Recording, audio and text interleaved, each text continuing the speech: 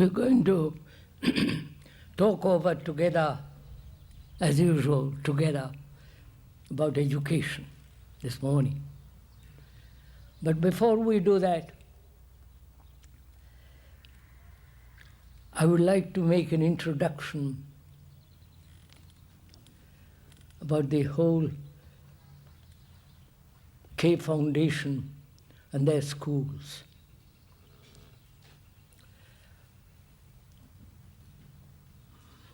The speaker, K, has been concerned with education since 1925, long time. And he was concerned with education, and he was responsible for choosing the sites in India. There's one school in the north, near Benares, which is about 500 miles from New Delhi. And there are about 200 acres there on the river Ganges. And also, there is a school in Rishi Valley in South India, about 170 miles from Madras, which is South India.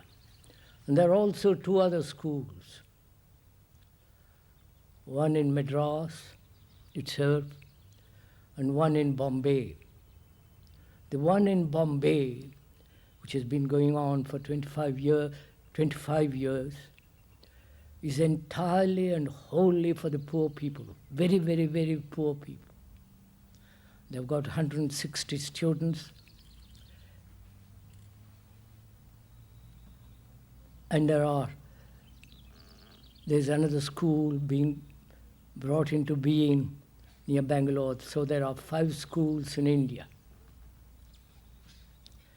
And there is a school, as perhaps some of you know, at Brockwood in Hampshire, in England. That has been going on for nearly 8 years. We have said we will limit it to 60 students. And there are only 60 students there. I believe there are about 14, I'm not quite sure, nationalities there from all over the world. And this school here, we've been discussing with the teachers, with the parents, and with the architects for the last 2 years. This school here is entirely different from other schools in India and in England. Here, the parents are involved in it, which is a new kind of experiment. Because if the children are going to be different, the parents must also be different. Otherwise, there's a contradiction between the children and the parents, and there'll be conflict between them.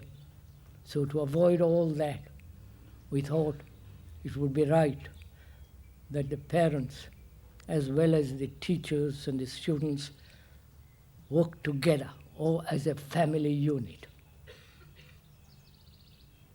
So, and with regard to the architecture here, we've been talking with some prominent architects for the last 3 years or 2 years, I've forgotten now. And as Mr.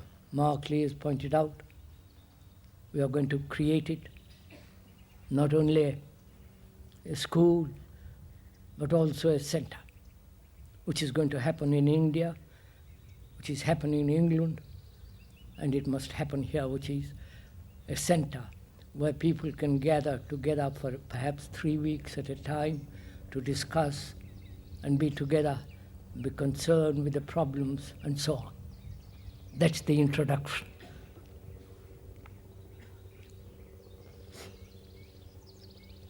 So please, the speaker is completely and totally involved in all the schools in India, in England, and here. These schools are not being created against his wishes. He is involved completely. And also with the center.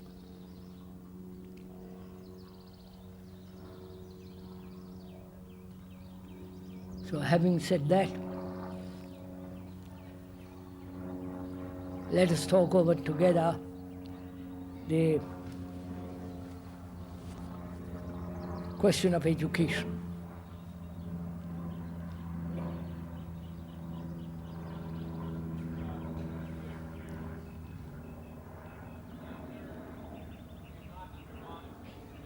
What's up? I can't hear. What? Big one? If we are parents and have not undergone a transformation, how can we bring about in our children such a transformation? What can we do to help them? how can we bring about a transformation within our children and help them? I'm going to go into that. Just let me talk a few minutes first, and then we'll discuss the whole question.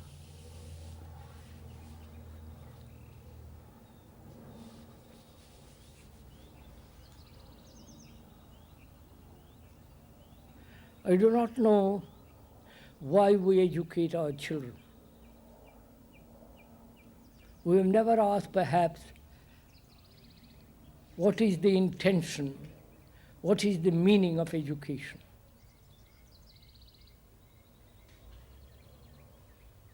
Is it to turn out so many engineers, technicians, academicians, professors, specialists medically and otherwise? And apparently that is what is happening. The cultivation of memory about facts, technologically educated, so that human beings throughout the world can earn a livelihood, settle down in a particular pattern of society, and totally, completely disregard the whole psychological structure of man. That is what is actually what is happening in the world. Cultivate one fragment of the mind so that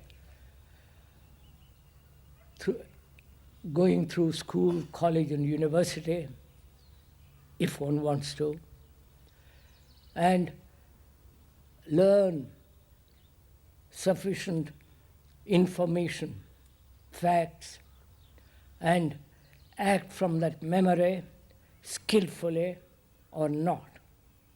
That is the pattern set for man in education. Right?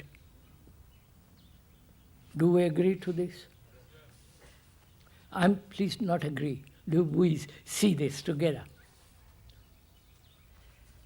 And the psychological factors of human beings, because they are so utterly neglected, so disregarded, never even thought about and gone into, has produced a society that's utterly lopsided, utterly fragmented.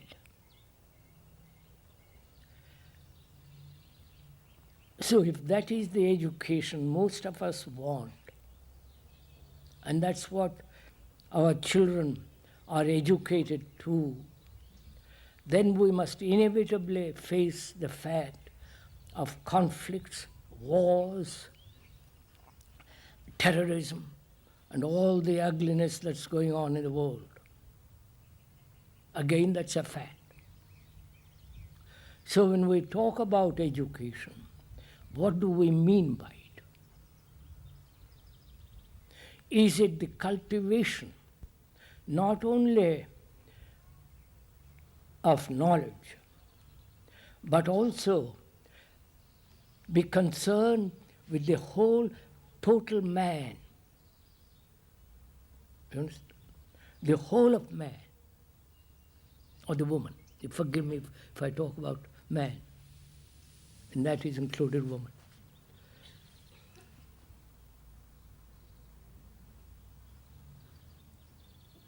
And if it is the cultivation or the concern of education is not only the technical development of man with considerable information and knowledge, but also include in education the understanding of the whole psychological structure. The two should go together and not one ahead of the other. So that man is a total human being, not a fragmented, broken being.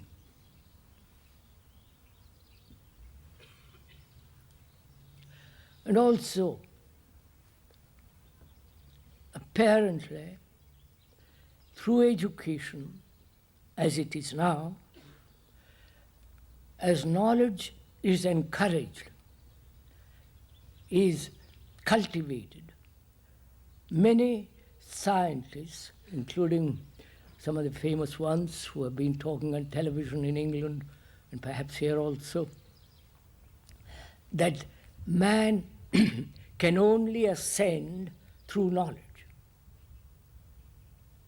Do you understand? Ascend. Like Bronowski and others are saying that man can climb, ascend, go forward only through the acquisition of knowledge.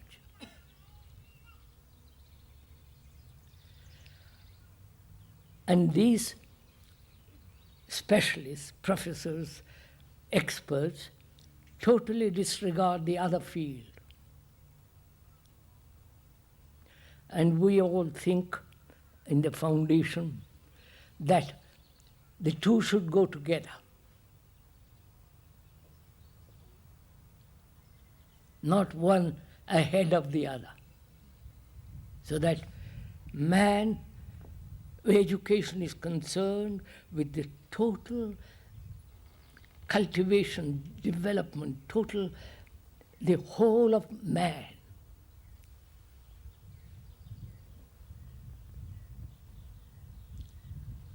And to bring about that, one needs not only teachers or educators who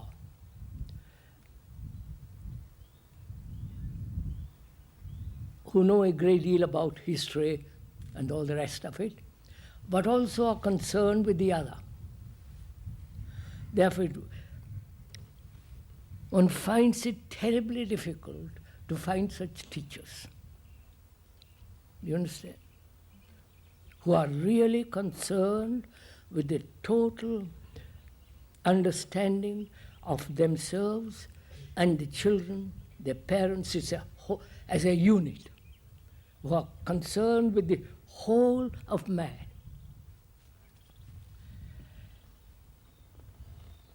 So that's one of our problems, to find proper teachers who are really concerned with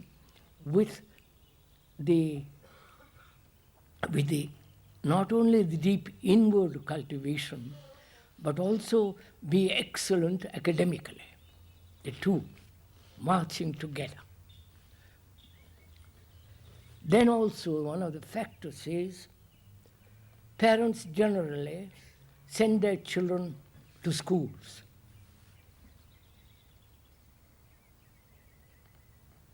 Day schools, state schools, free schools, private schools, residential schools, and so on.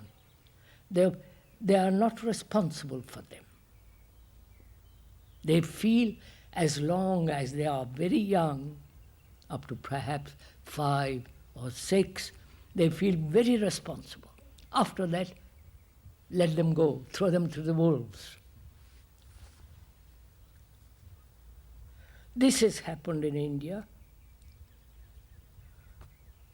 and we've talked a great deal about it in India. And the parents, because for economic reasons, and also of tremendous tradition of thousands of years, want to say, you know better than we do about education, educate them. Because we are much too occupied with our own lives.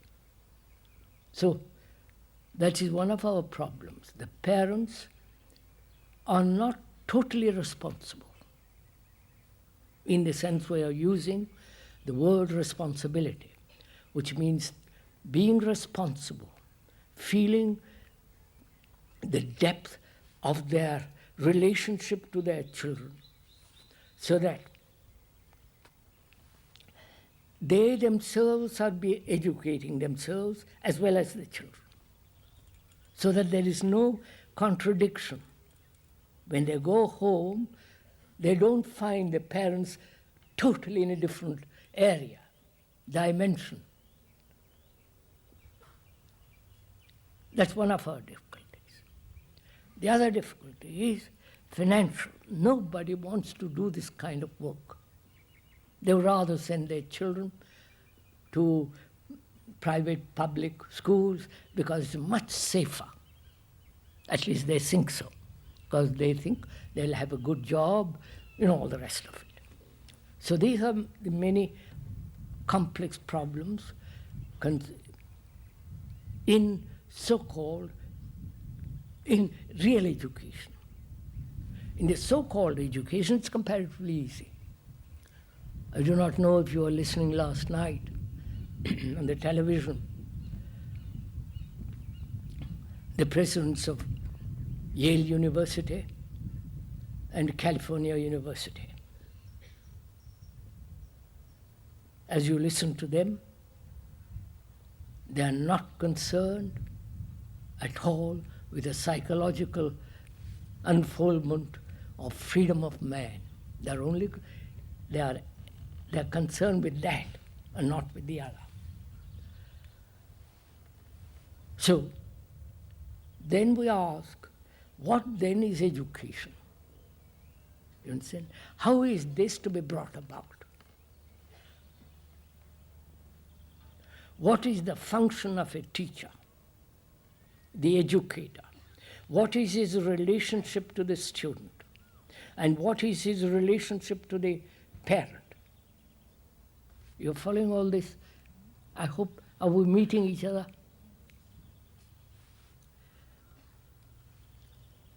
Let's begin with, what is the relationship of the educator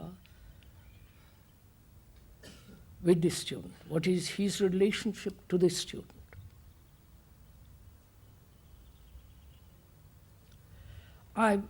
The speaker, K,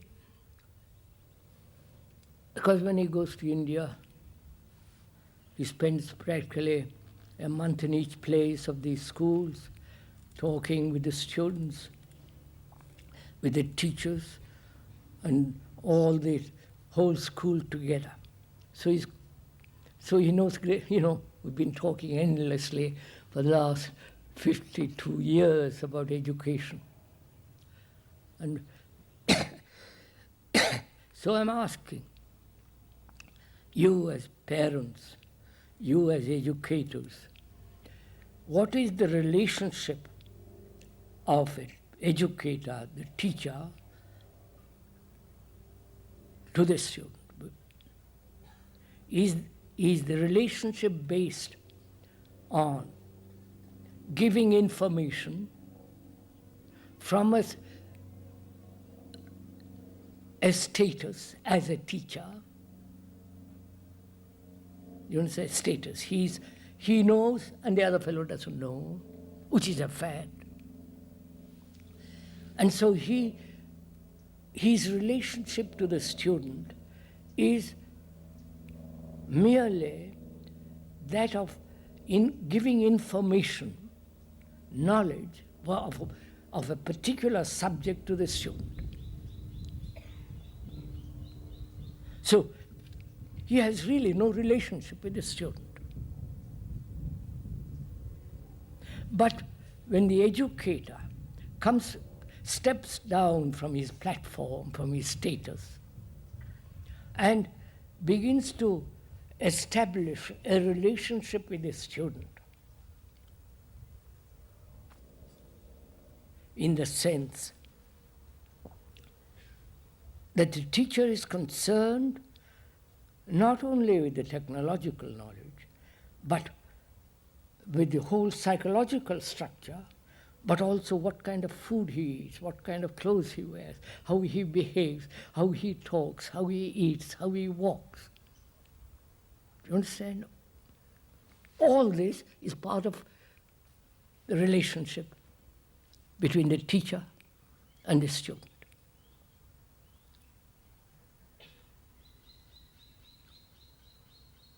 So there is no teacher separate from the taught. Am I making? The teacher isn't merely the one who gives information, but the one who is so deeply concerned with the student, which means he is concerned with himself as well as with the student. That is, if I may explain a little more, if you will permit me, the student comes to the school conditioned, right? Already conditioned by the parents, by his friends, by the neighbor, and so on. He's conditioned. And the teacher is also conditioned, right? Both the educator and the one to be educated are both conditioned, right? So, the responsibility of a good teacher is to explain to the student that we're both conditioned, right? If he can explain it in different ways, it's comparatively easy. And say, I'm conditioned as an educator, and so are you. So let us, in talking over together, you understand? In discussing, in going in dialogue with each other, when we are out for a walk and so on, explore this conditioning. You understand? So that it is a constant relationship with each other. I wonder if I'm making something clear. We are trying this, please, in Brockwood in India, where one of the new principals coming to being, with whom we've been talking a great deal. We're trying this so that there is no division psychologically between the teacher and the student, which means the teacher cares for the student, cares in the profound sense of the word, affection, all that.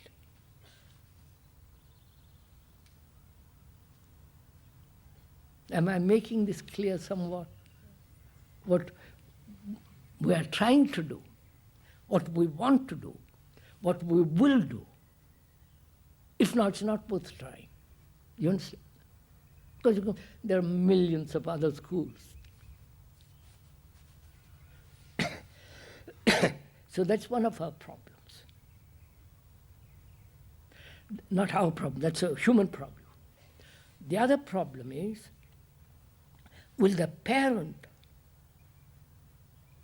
who is heavily conditioned with his beliefs, with his ambitions, lack of time to be with the children, care for the children, all the rest of it. And the mother, too, has very little time for them, because in modern society, both the father and the mother go out to earn more money, to have more cars and more something else. I don't, God knows. So they have very little relationship with these children. So will the parents also be concerned with the total development of their children and of themselves, with the help of the teachers altogether? You understand the question? Are you following? Are we communicating with each other somewhat?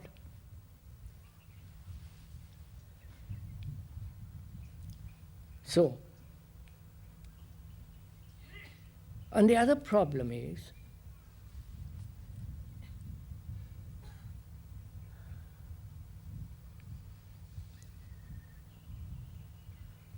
to relate history, I'm taking that as an example,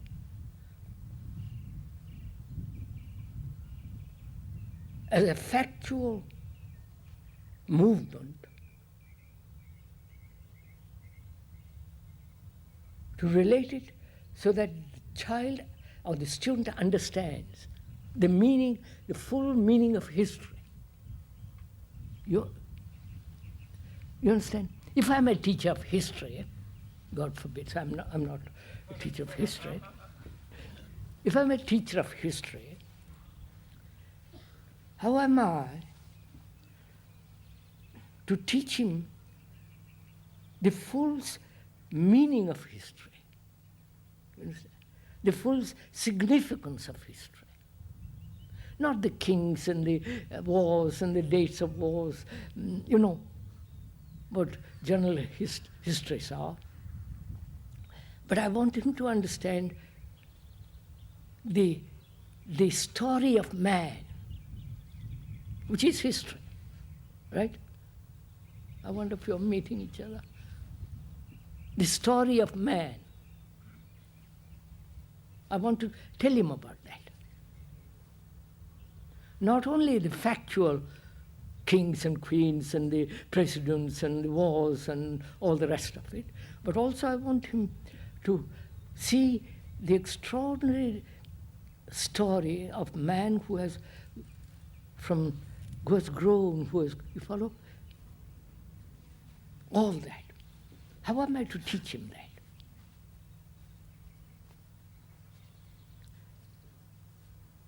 I don't know if you ever thought about it. Few of us have already discussed this point here with the parents and the educators. How is an educator to teach history, not of a particular country, of a particular group of people or community, but the global history of man? Are we meeting each other?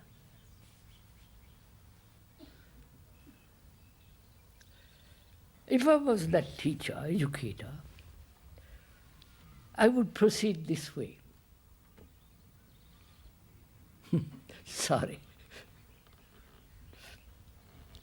Because that student is the embodiment of total humanity, right?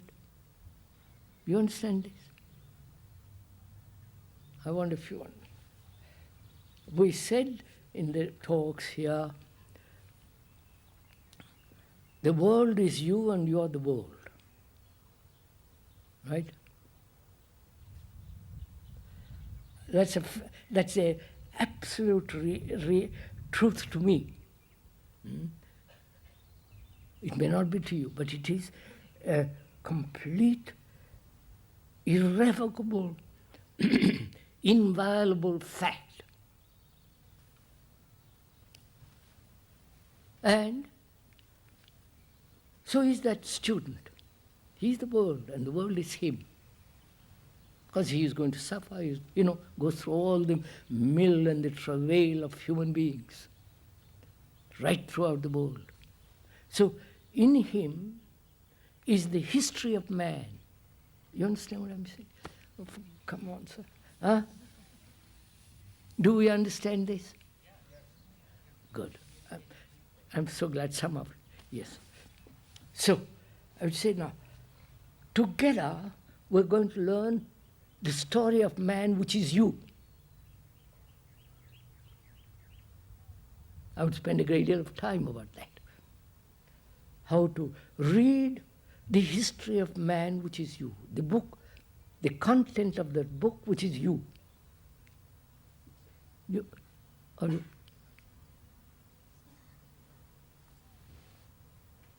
So if we can read that book, that story of man, which is himself, which is the student, which is the teacher, which is the parent, which is the man, human being, then also I would go into the question of wars, the specialized communities, America, England, the division, why the division takes place, all the rest of it. So that he learns the history of man through himself, not through a book, not through some psychologist, professor, philosopher, and all the rest of it. So he'll be an authentic man. You understand? I wonder if you're getting this. He'll not be a second-hand man or woman as we are, but he will be the total human being. That's if I was a teacher in a school, that's how I would approach history. And if I was talking about mathematics, which is a little more complex problem, I would be concerned with order, right? Mathematics, part of it is very orderly, right? Right, sir? Are there some mathematicians here?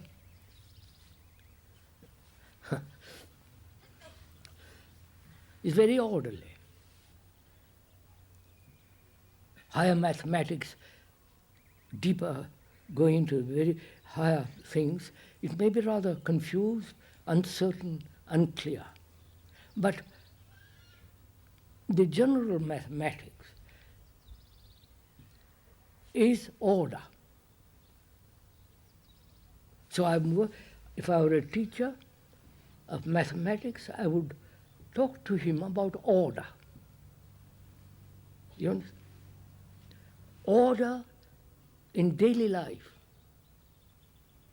How he behaves, how he eats, how he talks. All these are very, very important. Consideration of others, politeness, which in America doesn't exist. Sorry, forgive me if I'm saying this. There is no respect for anything. So, order, consideration, how one behaves, how one talks, how one walks. And out of that comes naturally respect for each other.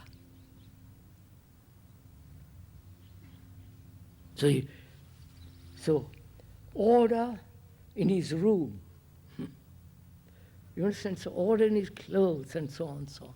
So I would begin with that, so that he understands order. Not impose discipline. I wonder, you understand something? Because together, the student and I are concerned with order. which means punctuality, which means turning up meals at the correct time, and so on. And I'll talk a great deal about that. And introduce algebra and all the rest of it. So that in himself, he's bringing order out of this chaos without discipline.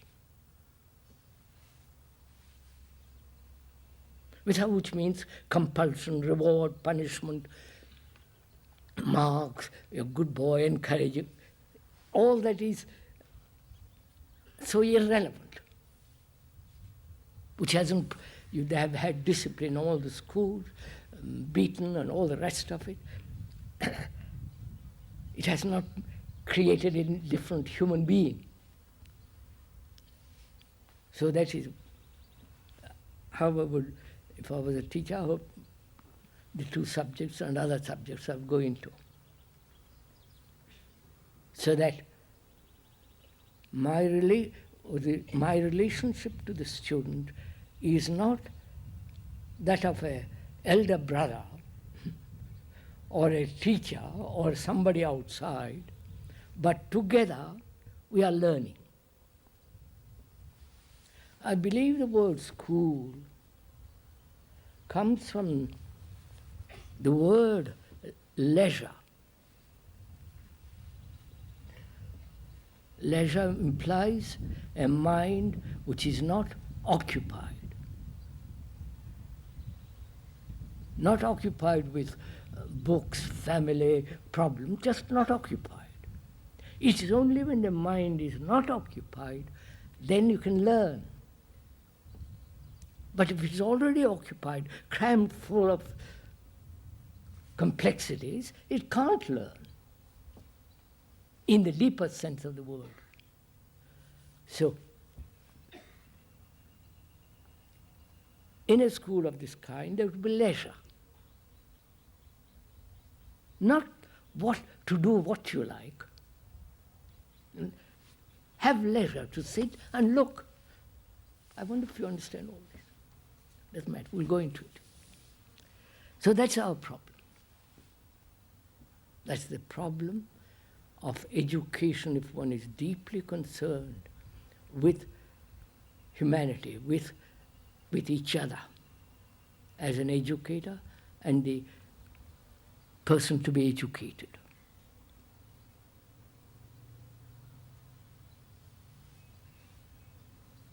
Now, is that I've talked enough, so perhaps you will go. Yes, sir. Krishnamurti, your descriptions have been very clear and I think well understood by me, and they do raise the problems inherent today in education. However, I wonder if you could answer me, how is it that when two entities come together, the educator and the student, both who are conditioned, how can they generate education? Generate? Yes, create an education in that circumstance when both individuals I'll show it to you. are conditioned. Wait a minute. You are the student, I am the educator. You understand the question? Have I to repeat that question? Have you heard that question?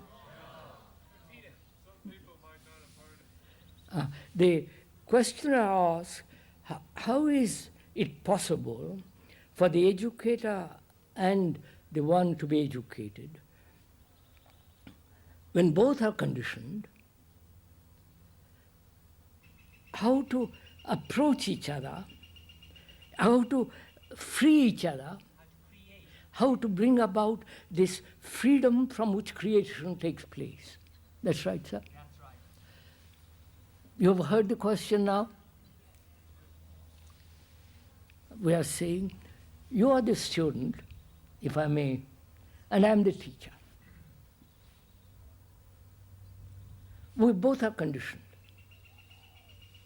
You in your way and I am in my way. But deeply held in a trap.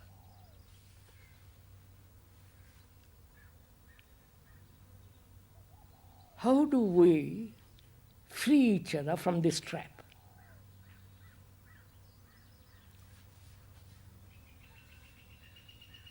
If I remain as an educator on the platform, blackboard behind me,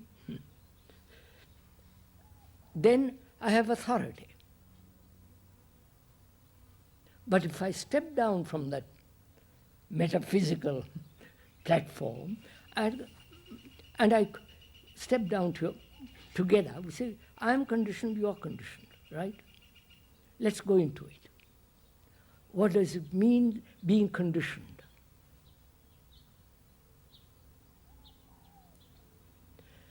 Being conditioned implies religiously,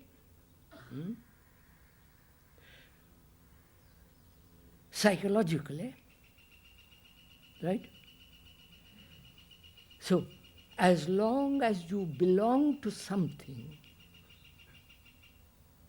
attached to something, you are bound to be conditioned to a belief, to a person, to some kind of physical, so on. You are bound to be conditioned. So I talk it over with you.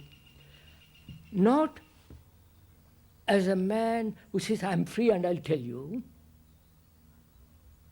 but together we are both conditioned. Right, sir? But can the blind lead? No, you have missed my point. In talking with you, I am realizing I am conditioned. You're saying you're blind, yes. No, I'm not blind. When I'm talking over with you, I'm exposing myself to you. Yes. And you are exposing yourself to me. We're both deploring our state. We're both seeing our conditioning. Seeing our condition, correct, which is conditioned. So, in talking it over together, we are freeing ourselves from it. I don't see that point, sir. How in admitting to you that I am conditioned, and you in admitting to me that you are No, I'll show you. No, I'll show you. you're still conditioned. I'll show you, sir.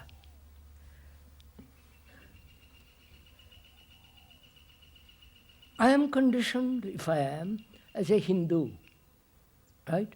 As an Indian. And you are conditioned as a Christian. If you are, it doesn't matter. And I would go into my conditioning, how tradition, superstition, the handing down, etc., etc. I would go into it very, very carefully. And I would help you to go into it very, very carefully. So we see the fact, I see the fact that being conditioned as a Hindu and you conditioned as a Christian divide people. Yes. Follow it, divide people. From that division arise conflict. Wars and etc., etc., etc. Do you as a student and I as a student, as an educator, see this fact so that I am no longer a Hindu? You're a conditioned human being. No, I am no longer a Hindu. Well, what are you then? Wait, I am a free man, free human being. No, sir. If I may beg to differ, Don't beg, sir. Differ. Let's discuss. in showing me that you are a Hindu and I am a conditioned Christian, and both mutually, deeply understanding the point that we are both human beings with a conditioning imposed upon each of us, and understanding this point sincerely and deeply, my point remains that in spite of that deep understanding And freedom, and feeling, know that we're still conditioned. We still remain conditioned, understanding, conditioned human beings. no, sir, you're missing points. I Look, must be. forgive me. It does not liberate us, in my mind, to understand that one is in jail. Does Right. not release one from being in prison. It does. No, sir. I'll show it to you. I'll go into it, sir. Let's go into it quietly. You are the student, I'm the educator. Forgive me, I'm not, but we're putting it together. I would point out what the meaning of division, what it does in the world, historically, physically, in relationship, and so on. Conflict. Right? Not if I wish. Is conflict the relevant point that we're discussing? Yeah, conflict. Because I thought conditioning was the relevant point. No. If I am conditioned to the belief that all Christians are devils, and only the certain type of Hindu, the Brahmins, are the holy people, what happens? We have no relationship. Yes, but if I was conditioned to understand that Hindus were beautiful people. No, you're not. You may be conditioned as a beautiful people, but I'm conditioned to treat you as the devil. Irrespective, in my mind, we're still conditioned, sir. And it's to go beyond this conditioning that education must begin.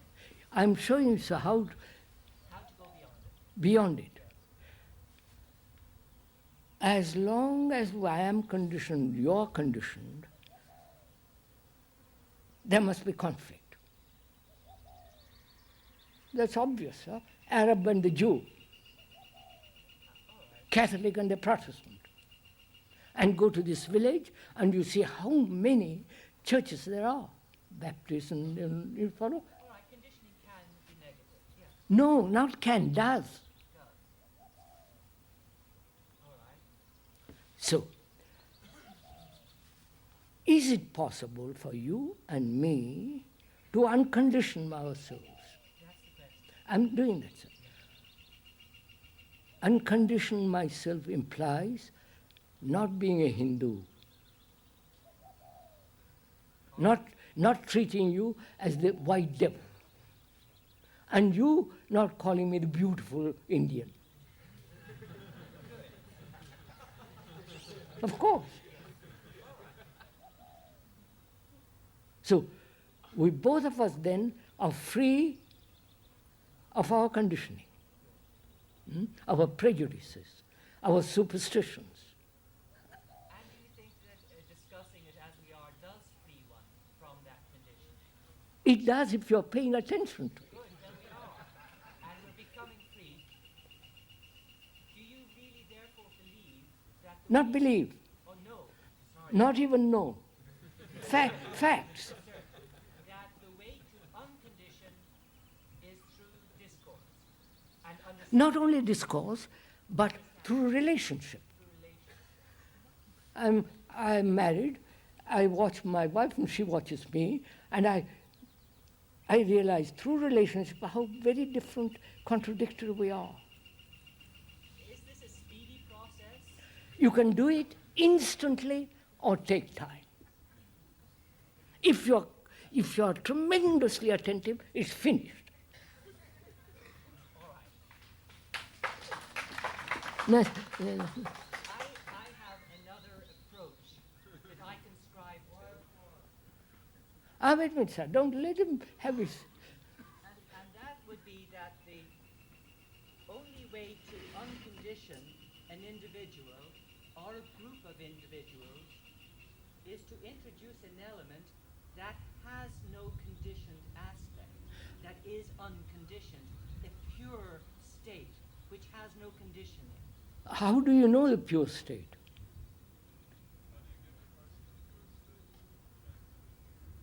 That's a theory. No. If we assume that there is in creation a conditioned state, do we, at least intellectually, agree that there is somewhere an unconditioned? No, sir. No, that is, it's like saying, the Hindus have said this, and the Christians have said this umpteen years and centuries, that there is God, Yes. who is the unconditioned. Oh, yes, all right. Huh? I don't accept all the gods and the unconditioned state. All that I can begin is I am conditioned. So there is no hope then. And you see, on the contrary, your hope is based on a concept. No, sir. If we do not agree that there is an unconditioned state, Why do one, you see, so that's our whole problem is, you are already conditioned to that there is an unconditioned state. That's your conditioning. whether I am or not is irrelevant. No. The only relevant fact is human beings, through centuries, through experience, etc., are conditioned. I believe that there is an unconditioned state. That may be my condition. It is. Fine. Now break it. All right. I want to ask the sincere question, and I don't mean to monopolize the floor, please. Do it. If there is, irrespective of my belief or not, if there is no unconditioned state, then there can be no education. Wait, sir. Wait. It is for you and me to uncondition ourselves to find that state. Oh, we can uncondition ourselves, so there is an And unconditioned state. you see, you are still sticking to your conditioning. How can you find We what will. is not there? You said now. How do you know, sir? Please, sir, do see it logically. I try, sir. Please, sir. You suppose you believe there is that. Yes. Hmm? That is part of our conditioning. Yes. I accept that. You accept that. So, you are accepting something which is non-existent or maybe existent. I accept that. So, put that aside. It may be, it may not be. So put it aside. Break away from that conditioning. Then start, say, look, we are conditioned. Let us free ourselves first and see if that is there or not. But don't presuppose. Surely, that's simple. So, What will the end result be then? what? If we do this? What? If we do this, what then would be the end result? First do it. Not seek the end result. Or suppose let us first uncondition ourselves.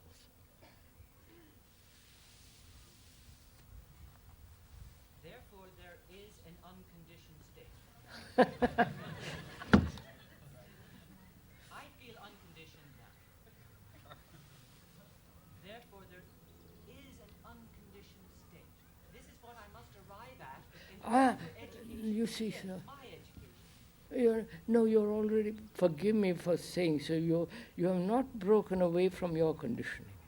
No, I must, at least intellectually. No, intellectually just playing words, throwing words at each other. Intellectually, you can say, it's beautiful beyond that mountain. May I ask then, has anybody achieved this unconditioned state other than intellectually in the audience? Well, the fact that they're listening, You want a 90-day guarantee, you'll never get it. accepting what he has to say. So you're asking a question. Wait a minute, sir. Wait a minute. Suppose the speaker says, he has. What is your position? My position is I also want to achieve that. You see? Suppose the speaker says he has unconditioned himself. What What value has it to you? It is an example. Which means imitation. Which means you have an example which you are going to follow. No, sir, a goal that I made. Which means a direction. All right. Where there is direction, there must be conditioning.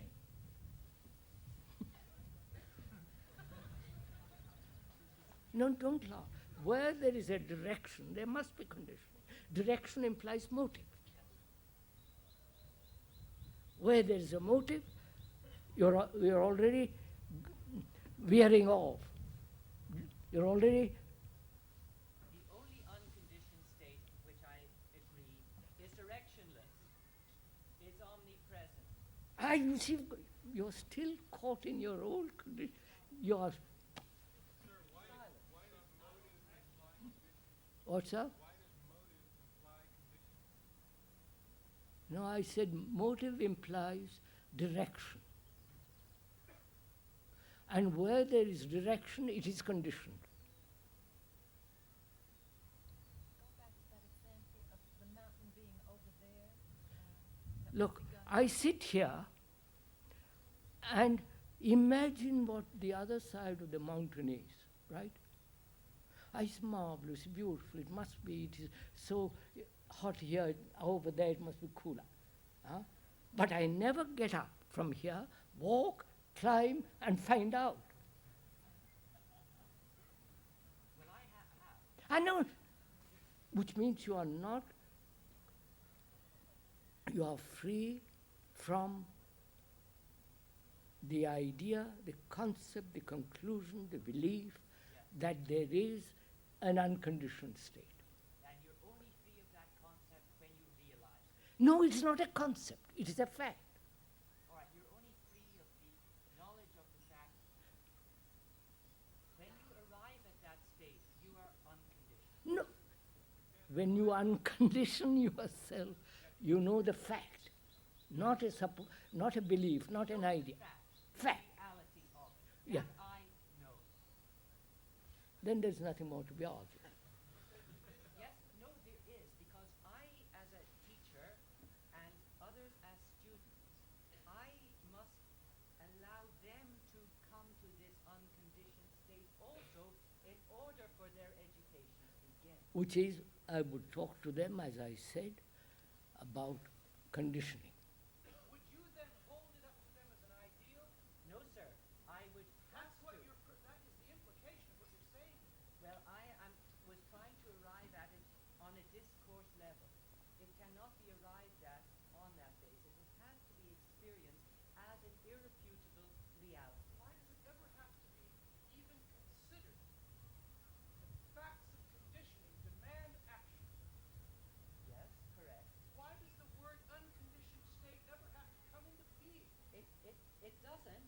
Fine, If then let's stop. if the teacher has the skill to lead the conditioned student to the unconditioned state without You see. consider the possibility of being a co-learner. Don't the facts demand the action? Why does there need to be a leader when the facts demand the action? Sir, the river flows into the ocean. And in an ocean it realizes an unconditioned state away from its boundaries. The teacher, in my mind, and I may be completely incorrect, at this moment is that he is the one with the knowledge. This is a fact. We have heard. No. He teaches brings the student's awareness to this unconditioned state, which is pure knowledge. There means is you're both no conditioned. R. Now you're both conditioned, you both have the same, you've led yourself to the same corner. Knowledge. If I have missed the point, and I quite possibly have, it is because of it that I'm here to learn. Now, what were you going to say, sir? Listen to the pitfalls in what you're saying, sir. Please explain it to me. Deep pitfalls. Please tell me. I have the authority. I am the one who knows. You are below me. You are nothing. No, The sir. pitfalls are terrible in this. Please, may I answer, and this will be my last statement on the subject. Once an unconditioned or shall we say, once a teacher who is capable of bringing the awareness of the student to an unconditioned state. Please be with me for a moment. Once this teacher enables the student's awareness to come to an unconditioned level, then the truth is self-effulgent. For the student, he doesn't have to tell him anything more. Education has begun. The student knows the unconditioned state within himself.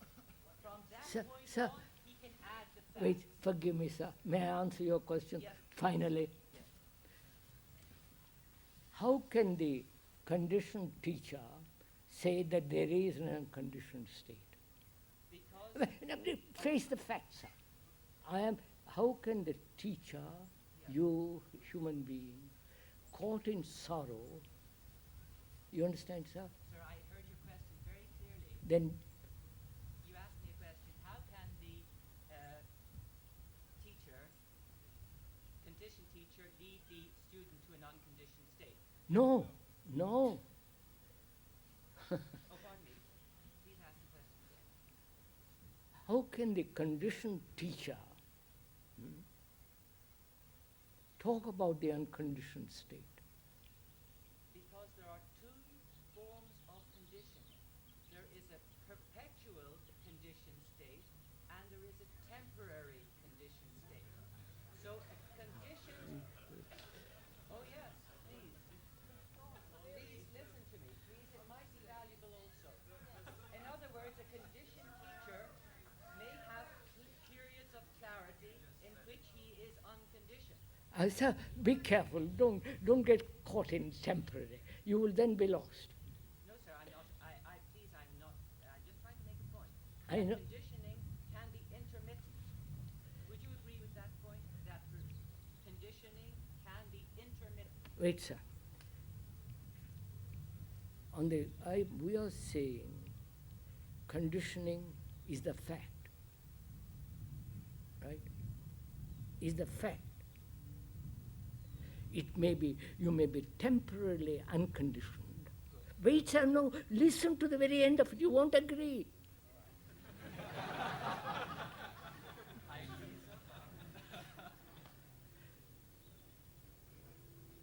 One is conditioned. One may be temporarily, for a brief second, unconditioned. Wait. That state of brief, temporary, which means what? A state in which time exists. For a brief moment, time is not. Wait, sir. Don't, you are not on, look, sir, I'm conditioned. And for a moment, I feel free. What is implied in that moment when I say I'm free?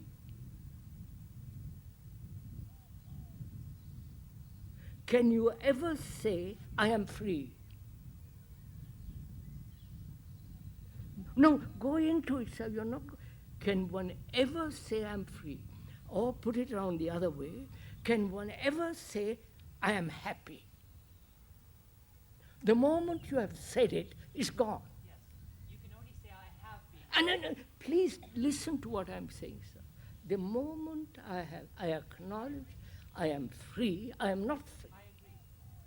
So the temporary freedom is no freedom at all. For that moment, it was. It is no freedom. Freedom means being out of the prison. Yes, but it is the only way out. Temporary at first, Sorry. to become then permanent. No. No. This is a very good point you made. There's a videotape that's there on the art of listening. There is no temporary happiness. There is no temporary enlightenment. There is no temporary glory, or whatever it is. Either it is complete or not. It is never fragmentary. How does it go from the first face the fact. I don't know if there is real.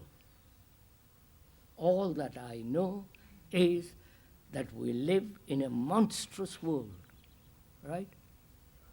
All that I know is that I am conditioned by this world. I am that world.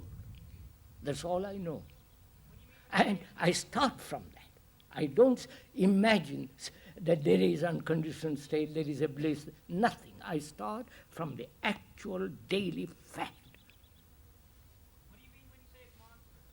Come on. What do you mean when you say it's monstrous? Monstrous. What do you mean by monstrous, he says? Oh no, don't, let's go. Monsters are all the killing, the terror, the mugging, raping, what's happening in the world. If I could make one suggestion, this question seemed to point to the place of knowledge and the transformation of man. Maybe another time for a discussion. It's after 12. Are you saying, the lady asked, are you making a point which is knowledge is important in freedom? My point is that freedom is knowledge. You are making, Is knowledge. is, But that it can be gained temporarily, and then on the basis of a temporary intermittent experience can become permanent. But one has to start somewhere. what a dangerous argument you're going into, sir. Really don't, because you'll be caught out. All right, I won't go into this. I don't want to Yeah. on the other people. After 12, 10 after 12.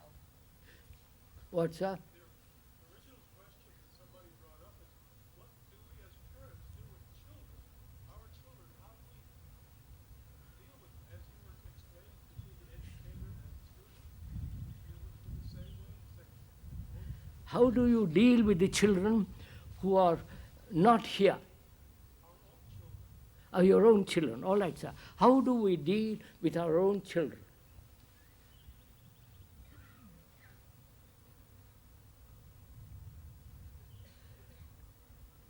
How do you actually deal with them now?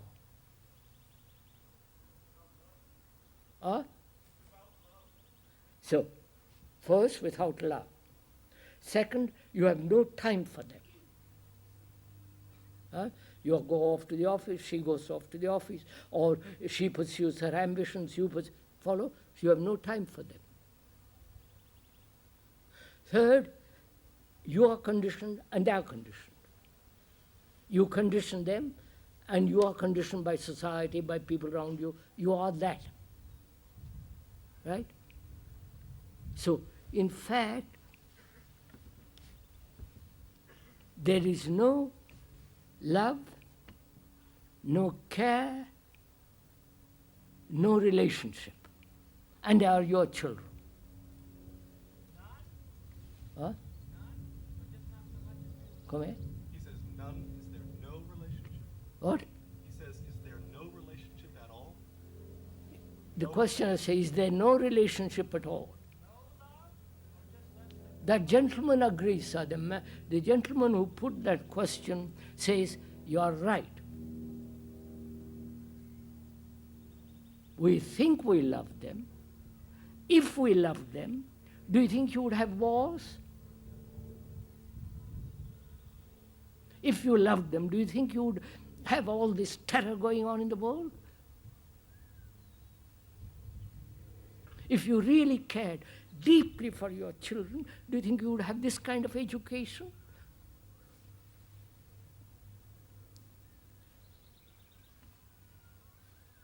Your children are running away from you.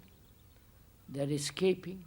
They're forming their own little communes. You know what's happening in this country? Divorce.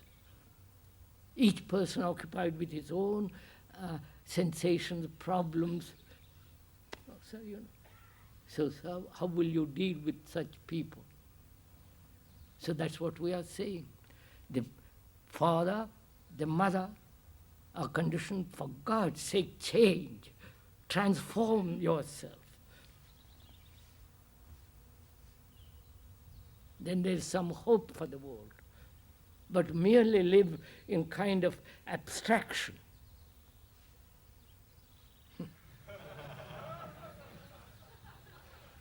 means absolutely nothing. That's what all the priests, all the do-gooders, the idealists live in a world of non-reality. The reality is what is actually going on with our daily life.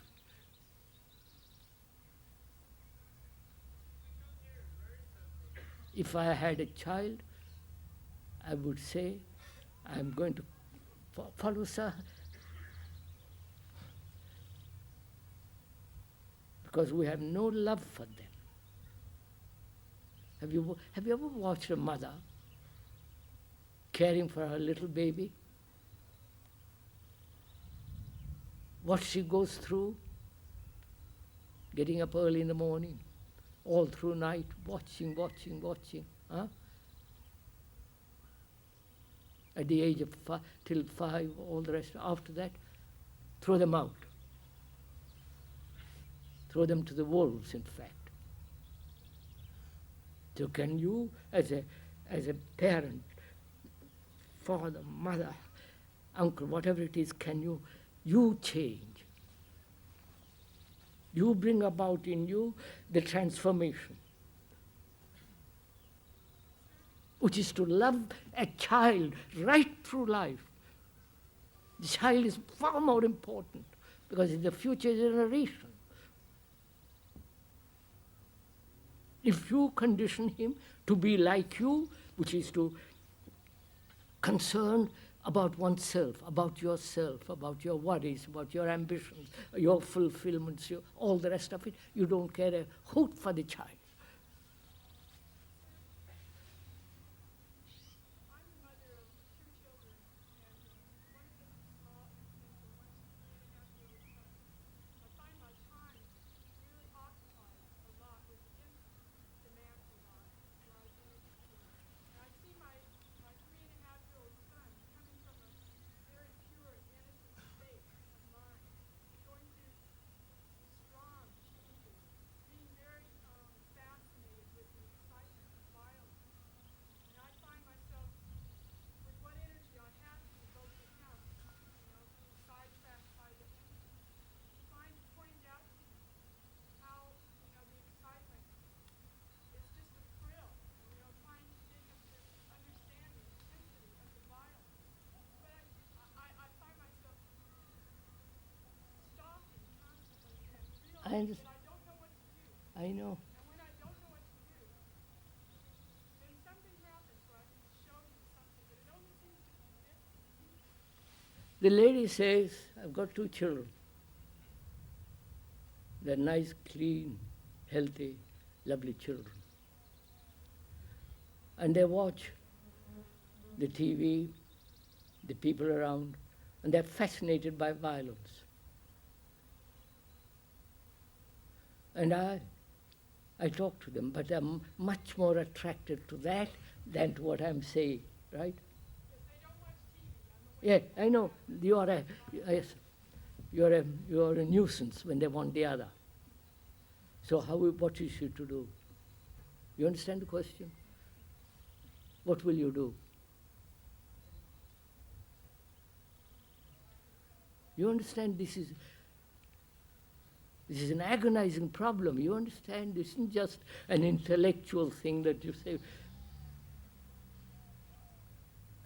what am I to do? I've got 2 children, and they're attracted to guns, soldiers, violence. And I see the absurdity, the cruelty of all that. And how am I to stop them? You understand, Michael? How am I to stop it? How will you stop it? Sir, I don't think you can stop it.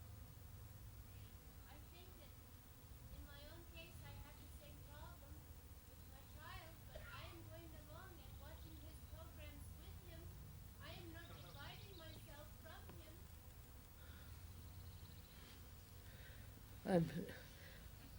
You're not answering the question. I'm a mother. I see my children caught in this trap, or being attracted to the trap. And I see the danger, I see the horror, I see the misery of it. What am I to do? I think the only thing mother or the father can do is to change themselves fundamentally at the root. Yes, sir, but in the meantime, what am I to do with my child? I find myself through relationships with those around me, with my child, that living exposure to my own violence, right? I mean, I see it, as I understand it, really, I understand all that. as I really understand it, it no longer exists. That particular faction of the violence. But there's still enough violence. Yes, madam, we've understood the question. The parent may be free from violence, but my children are attracted to violence. What am I to do?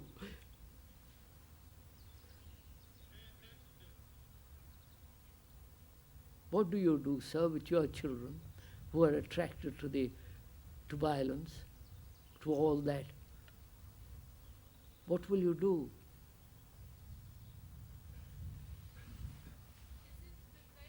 See what happens, sir. Look at it. Look at it. I can't keep them away from other children, can I?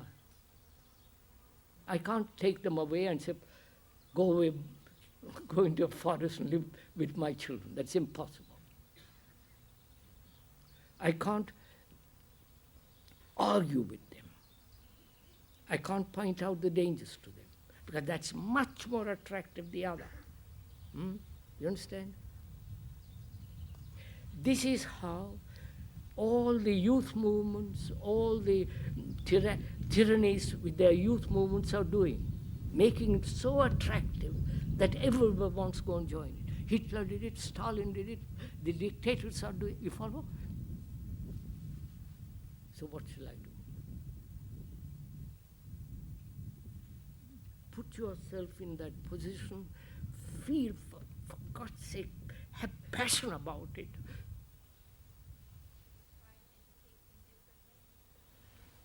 Keep them home and not meet other children. Don't let them see TV. Don't let them read violent books. And if you do, when they leave, they're attracted to all that. The opposite. You have to be clear yourself that television is violent. The reason a child is attracted, say at age 3, to television or anything violent is because he already has an image that he cannot have the mother's attention, the father's attention. That's what I'm coming to that, madam. Look at it, sir. He's attracted to it, attracted to all that. And he won't listen to my talk. He kinds of avoids me. Right? Don't you know all this as parents? No? Yes. So what am I to do? What is wrong that they should be attracted to that? Answer my question. Why should they be attracted to that and not to something much more, beautiful, whatever it is? What? Because we are attracted to it. Yes, sir. I understand. But the ladies, please, sir. Children will not look at television. Then the child in the meantime grows up. We could expose them to other things like You expose them. We have done all this. Expose them to most beautiful music, pictures, good talk, literature. But they prefer that. They're attracted to the violence because they feel separation, a lack of relationship with the parents. There's So are you a parent? Put yourself in the position of a parent. Feel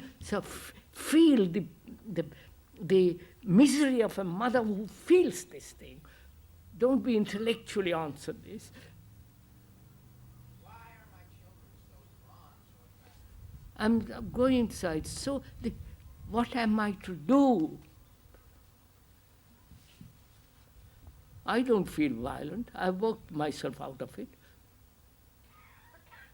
I don't feel I want to kill somebody. I don't want to throw bombs at somebody. I don't want to create a physical revolution because I don't believe in physical revolution. But my two children are attracted to all that. What am I to do? What is wrong with society that allows this to happen? You don't face all this.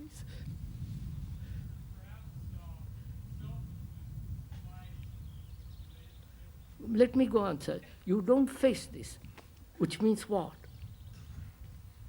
You don't want to transform yourself or society.